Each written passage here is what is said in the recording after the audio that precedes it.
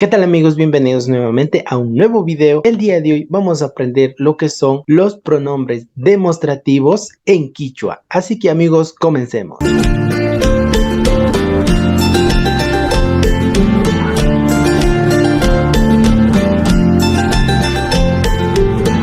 Los pronombres demostrativos en quichua se dice rikuchik shutiran, pronombres demostrativos. Para ello he construido esta pequeña tablita en donde tenemos Rikuchik Shutirandi, que en español sería pronombres demostrativos. Así que tenemos amigos, en quichua tenemos por ejemplo la primera que es kai.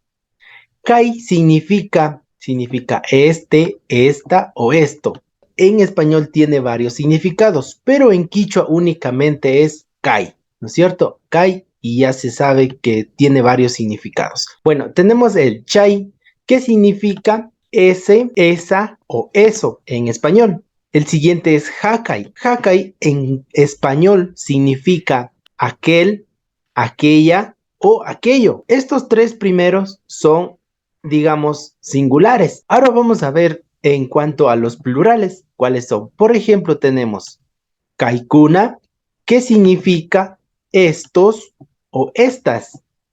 Luego tenemos también chaikuna. Chaikuna en español sería esos o esas. Y finalmente tenemos lo que es hakaikuna, que significa aquellos o aquellas. Y estas tres últimas serían de forma plural.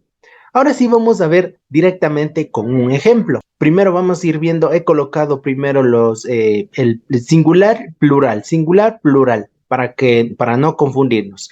El primero, amigos, es kai. Kai significa este, esta o esto. Y aquí tenemos el ejemplo, dice este libro, que en quichua sería kai kamu, ¿no es cierto? Kai kamu. Y también tenemos esta casa, por ejemplo, para género femenino, que en quichua de igual manera sería kai wasi. Como podemos ver, en ambos va kai, pero en español tienen diferentes significados, en este caso el género. Ahora vamos a ver con el siguiente, que sería kaikuna. Kaikuna, amigos, significa estos o estas. Por ejemplo, aquí tenemos estos libros. Kai, kamu, kuna. Tenemos estas manzanas. Sería kai, amuisa, kuna, ¿verdad?